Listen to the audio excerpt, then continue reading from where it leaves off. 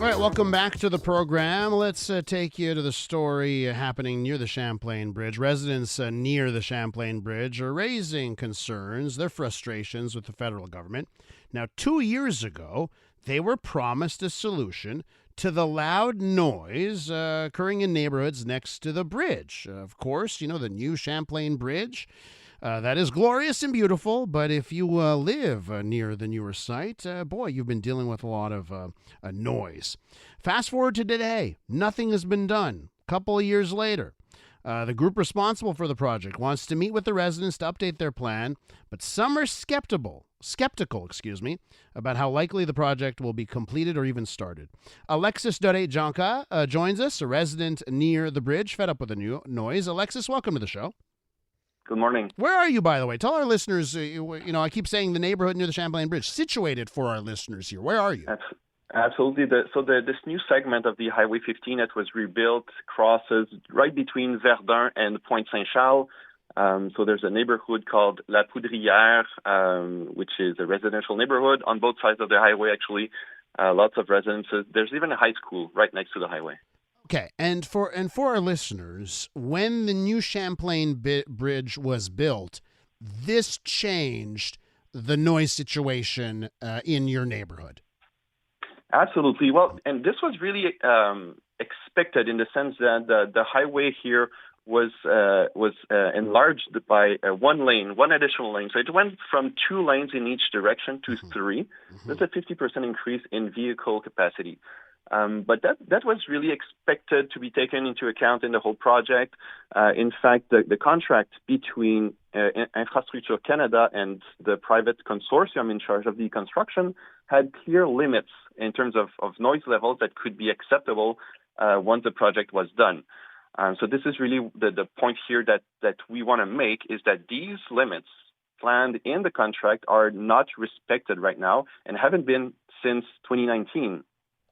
So tell me about your life in the neighborhood and let's say enjoying your backyard or your balcony or your patio. Is it even possible?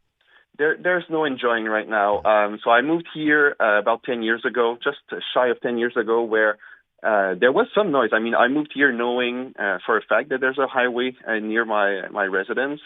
So did every other habitant of the area.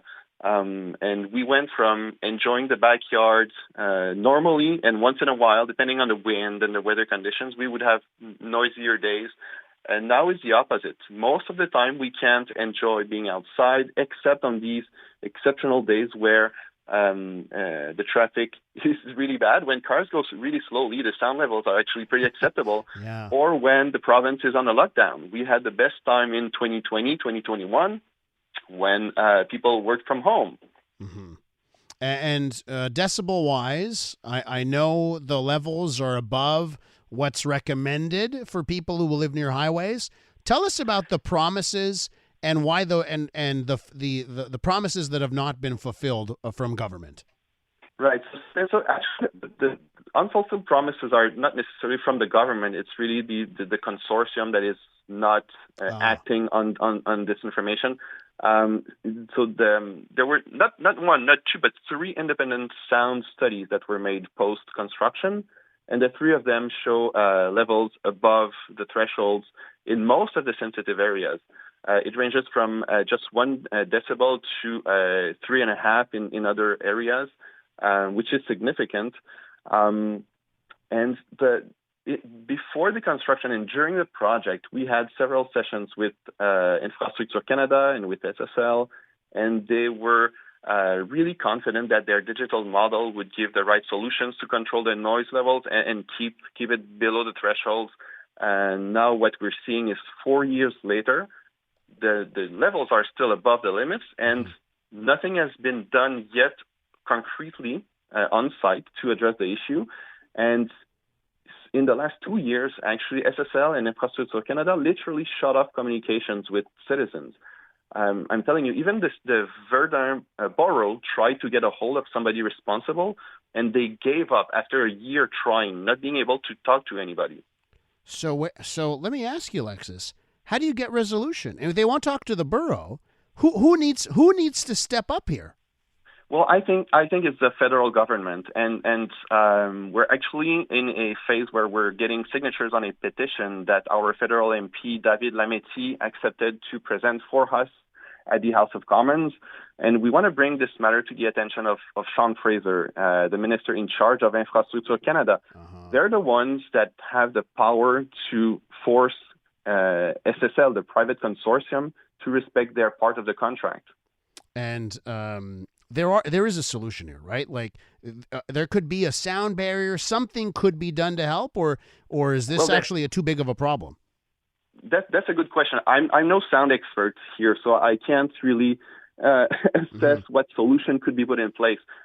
Sound barriers. There's already a couple of areas with walls that are supposed to mitigate the noise levels. We know the speed could be a concern too. I don't know if you've probably went through that part yourself. Yes. The speed limit is 70 kilometers per hour. The highway was beautifully designed. It's very nice to drive, very wide. The curves are really cool. And honestly, if you drive 70 in that area, you're going to get passed by really speeding cars. So it's so funny, Alexis, honestly, because I've driven through that place all the time. If there were signs that say respect 70 for the noise levels, I would probably respect it. And it's the reason why I do 90 there, right? Because everyone else is doing 90, because I just think it's just a arbitrarily low limit, that it's not related to being so close to homes.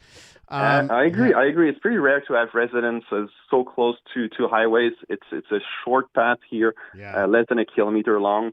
The speed is one thing. The engine brakes from the trucks is another issue that is really, really noisy, and I see no signage asking to use these with caution. Alexis, those are all ideas for the solution. Good luck with your fight, and we'll keep in touch. Thanks so much. Thank you. That's Alexis Dorais-Joncas, a resident near the Champlain Bridge, the approach to the bridge.